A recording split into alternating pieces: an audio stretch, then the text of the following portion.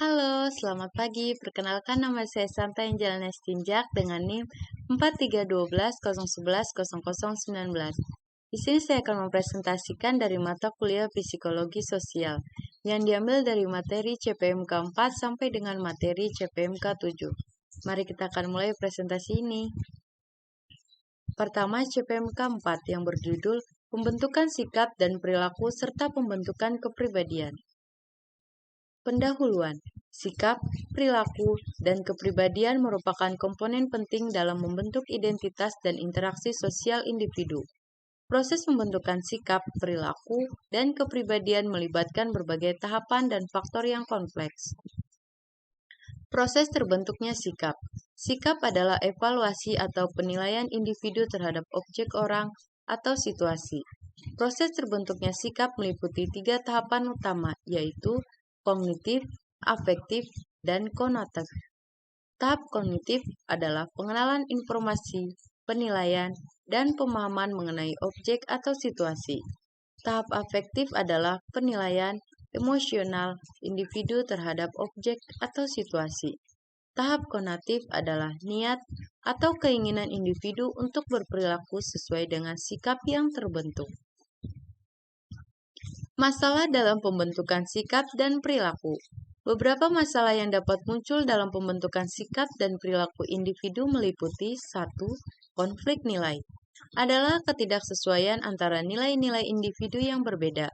2. Pengaruh sosial adalah tekanan atau pengaruh dari kelompok sosial yang dapat mempengaruhi sikap dan perilaku individu tersebut. 3. Pengalaman pribadi adalah pengalaman masa lalu yang mempengaruhi pembentukan sikap dan perilaku individu tersebut. 4. Keterbatasan pengetahuan adalah kurangnya informasi atau pemahaman yang memadai untuk membentuk sikap yang tepat. Faktor yang membuat terhambat pembentukan sikap dan perilaku. Beberapa faktor yang dapat menghambat pembentukan sikap dan perilaku individu tersebut meliputi 1. Ketidaktahuan merupakan kurangnya pengetahuan atau pemahaman mengenai objek atau situasi tertentu. 2. Prasangka merupakan sikap negatif atau stereotip yang dimiliki individu sebelumnya terhadap objek atau individu tertentu. 3. Konflik peran adalah tuntutan yang bertentangan dalam peran yang dimainkan oleh individu tersebut. 4. Perbedaan budaya. Perbedaan norma dan nilai-nilai antara kelompok individu tersebut. Proses pembentukan kepribadian. Kepribadian adalah pola perilaku, pemikiran, dan emosi yang konsisten dalam jangka waktu yang panjang. Proses pembentukan kepribadian melibatkan interaksi kompleks antara faktor genetik dan juga lingkungannya. Tahapan pembentukan kepribadian, dimulai dari masa bayi dan juga kanak-kanak, adalah perkembangan awal kepribadian melalui interaksi dengan orang tua dan juga lingkungannya. Pada saat masa remaja, mereka eksplorasi identitas diri, pengaruh teman sebaya, dan pencarian jati diri. Dan masa dewasa merupakan konsolidasi dan penyesuaian diri dalam berbagai peran sosial dan tanggung jawab. Hambatan dan masalah dalam terbentuknya kepribadian. Beberapa hambatan dan masalah yang mungkin terjadi dalam terbentuknya kepribadian individu meliputi 1. Gangguan perkembangan adalah masalah fisik, mental, atau emosional yang dapat mempengaruhi pembentukan kepribadian. 2. Trauma atau pengalaman negatif adalah peristiwa traumatis atau pengalaman negatif yang mempengaruhi perkembangan kepribadian. 3. Kurangnya dukungan sosial merupakan kurangnya dukungan emosional atau sosial yang diperlukan untuk perkembangan kepribadian yang sehat. Faktor yang mempengaruhi pembentukan kepribadian. Beberapa faktor yang mempengaruhi pembentukan kepribadian individu meliputi 1. Faktor genetik adalah warisan genetik yang mempengaruhi sifat-sifat dan ciri-ciri kepribadian. 2. Lingkungan keluarga dalam pola pengasuhan, nilai-nilai, dan norma-norma yang diterapkan oleh keluarga tersebut. 3. Lingkungan sosial adalah pengaruh teman sebaya, sekolah, dan masyarakat dalam membantu kepribadian individu tersebut. Teori perilaku dan juga sikap.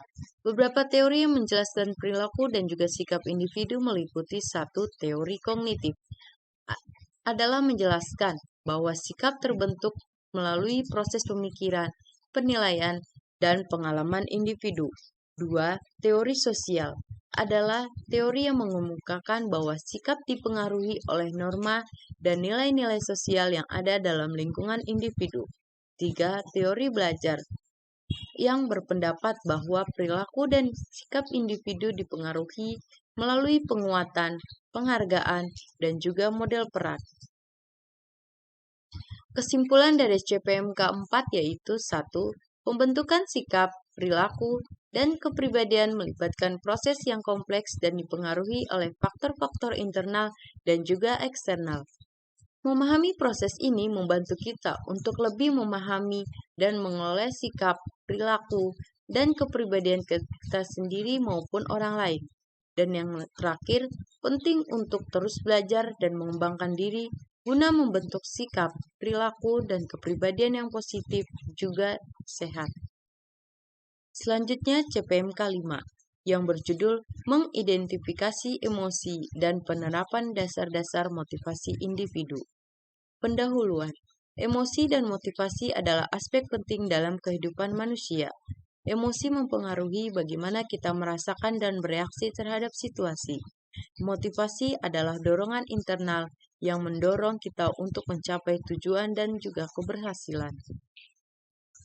Mengidentifikasi proses terjadinya emosi.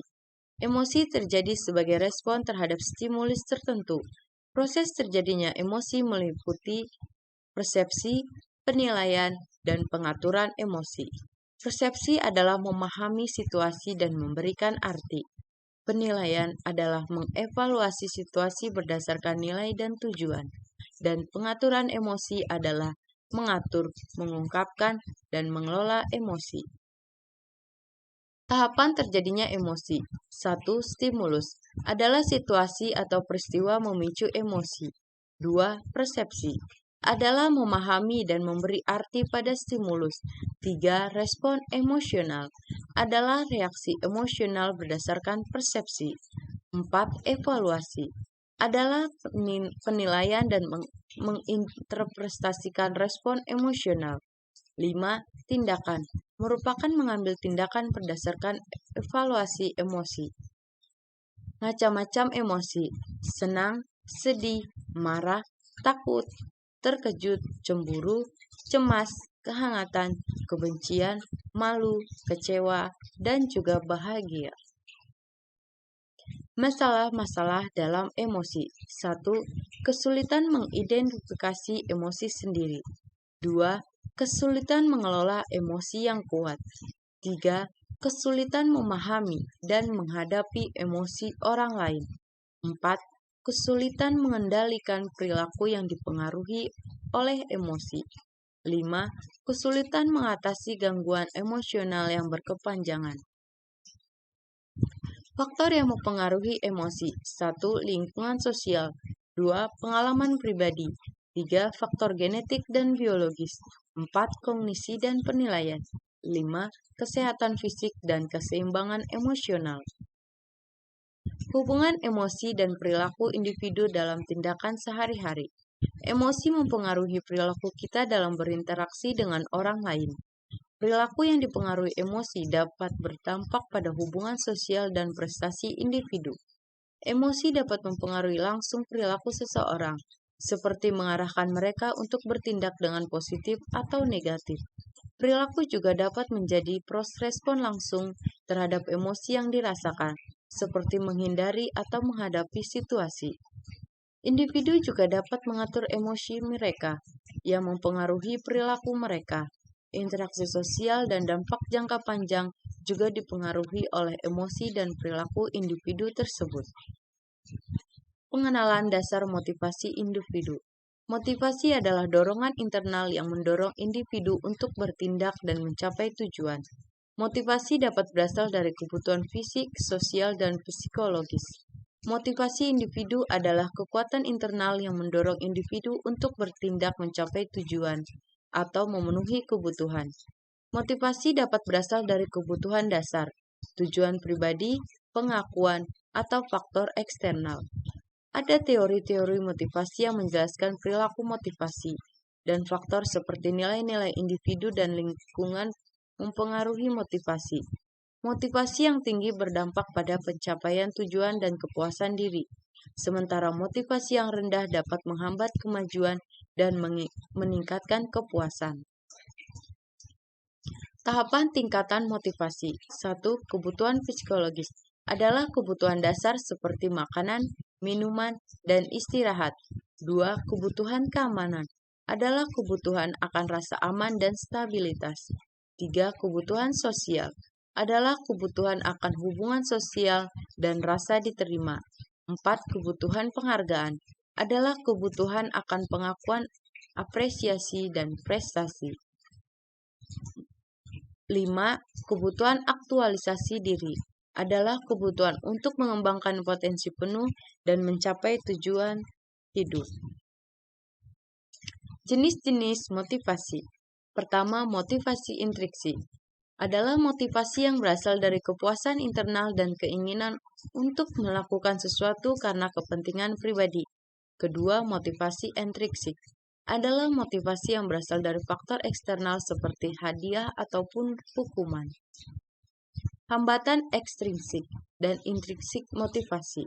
Hambatan ekstrinsik adalah faktor-faktor eksternal yang menghalangi motivasi individu, misalnya lingkungan kerja yang tidak kondusif atau kurangnya pengakuan.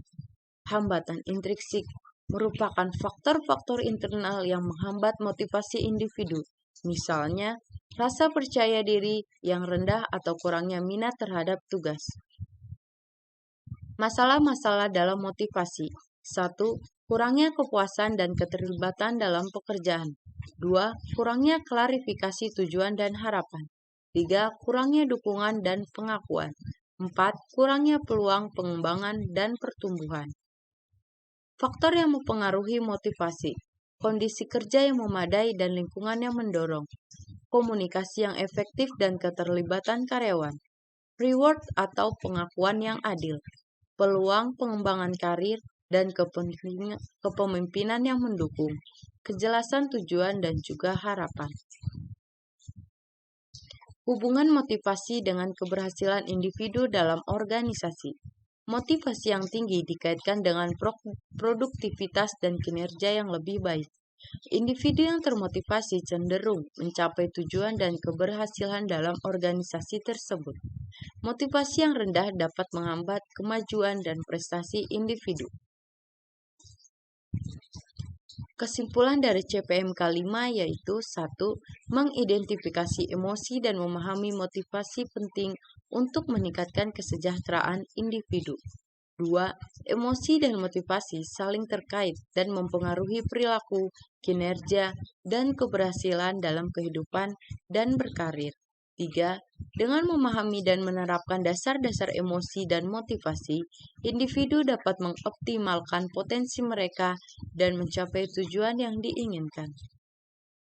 Selanjutnya CPMK 6 yang berjudul Sikap Frustasi dan Konflik dalam Konteks Organisasi. Pendahuluan. Frustasi dan konflik adalah dua fenomena yang umum yang terjadi dalam konteks organisasi. Memahami dan mengelola sikap ini penting untuk menciptakan lingkungan kerja yang harmonis dan produktif. Dalam presentasi ini, kita akan membahas secara mendalam tentang sikap frustasi dan konflik serta bagaimana mengatasi tantangan tersebut. Memahami proses frustasi. Frustasi adalah reaksi emosional terhadap hambatan yang menghalangi pencapaian tujuan atau kebutuhan. Proses frustasi melibatkan ketidakpuasan, kekecewaan, dan ketegangan emosional. Individu merasa terhalang dalam mencapai tujuan mereka.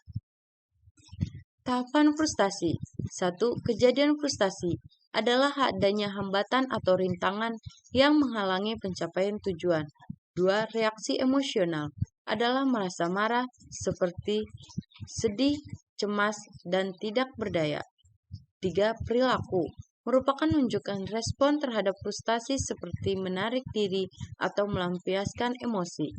Tahapan frustasi mencakup keinginan atau tujuan, kemunculan hambatan atau kesulitan, timbulnya ketegangan atau kekecewaan, reaksi emosional seperti kemarahan atau keputusan, respon perilaku untuk mengatasi hambatan, dan evaluasi serta penyesuaian dalam pendekatan. Tahapan frustasi dapat berbeda-beda antara individu dan dapat mempengaruhi emosi dan perilaku individu dalam menghadapi hambatan dalam mencapai tujuan mereka. Hambatan frustasi. Hambatan internal adalah ketidakmampuan individu untuk mencapai tujuan karena keterbatasan pribadi atau kekurangan keterampilan. 2. Hambatan eksternal adalah rintangan yang berasal dari faktor-faktor di lingkungan seperti kebijakan organisasi yang tidak jelas atau keterbatasan sumber daya. Jenis-jenis frustasi. 1. Frustasi interpersonal adalah terjadi ketika individu merasa terhalang oleh orang lain dalam mencapai tujuannya. 2. Frustasi intrapersonal merupakan terjadi ketika individu menghadapi konflik internal atau ambivalensi yang menghalangi pencapaian tujuan. Proses konflik. Konflik adalah benturan antara dua atau lebih kepentingan, tujuan, atau nilai-nilai yang bertentangan. Proses konflik melibatkan eskalasi konflik, interaksi konflik, atau resolusi konflik. Proses konflik secara singkat melibatkan perbedaan atau ketegangan antara pihak-pihak.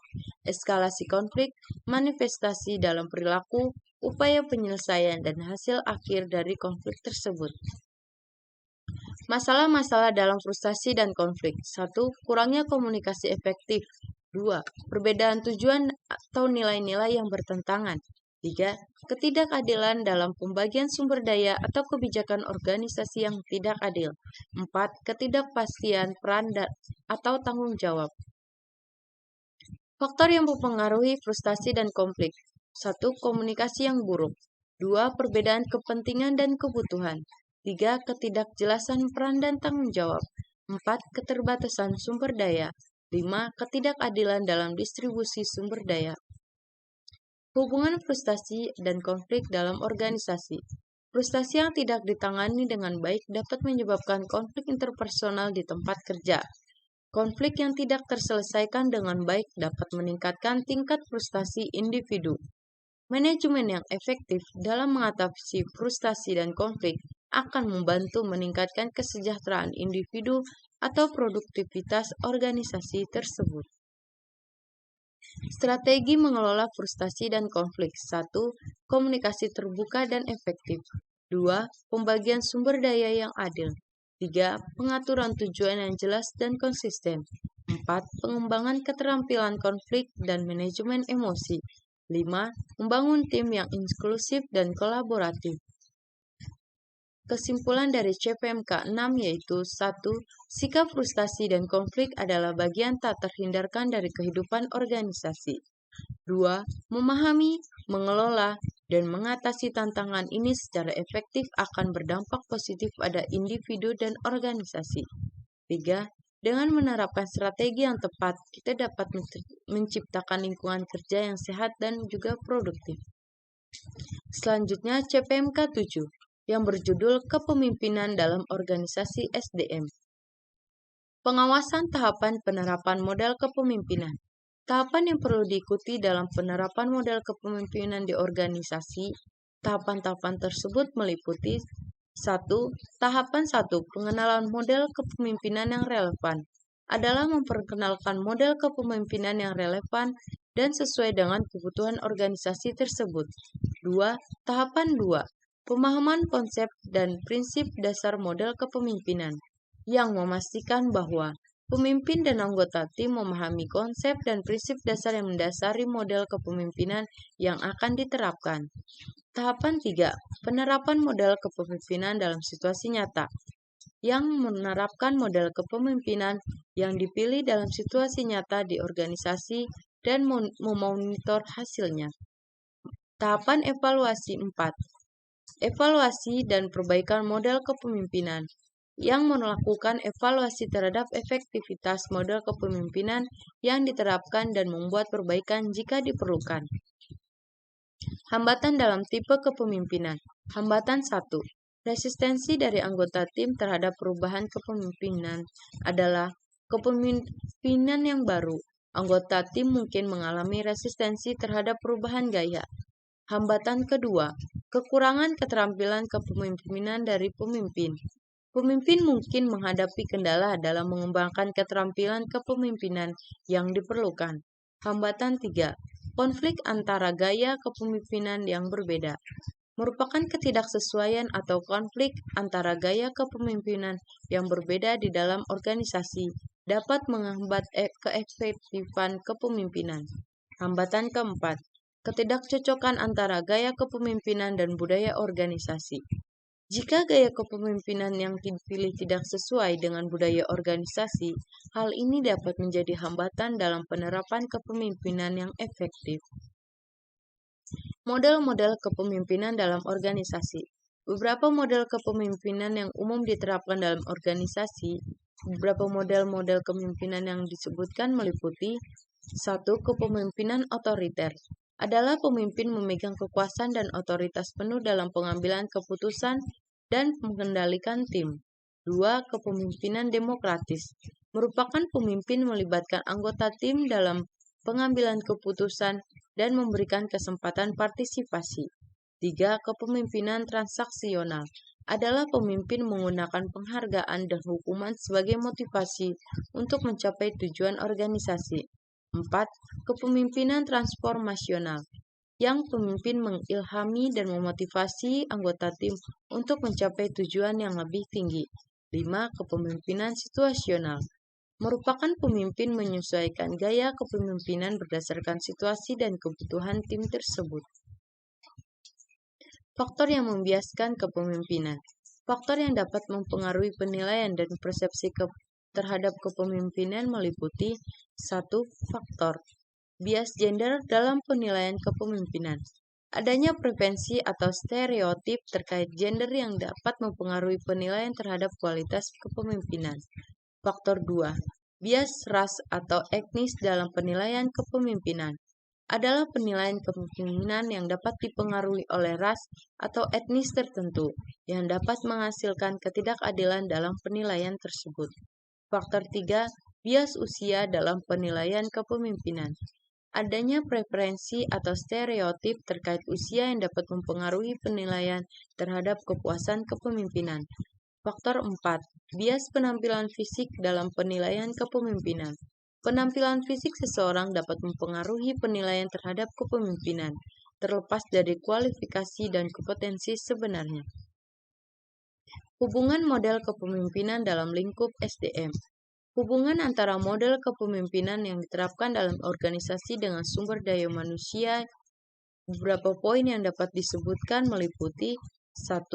Model kepemimpinan yang dipilih akan mempengaruhi dinamika tim kerja.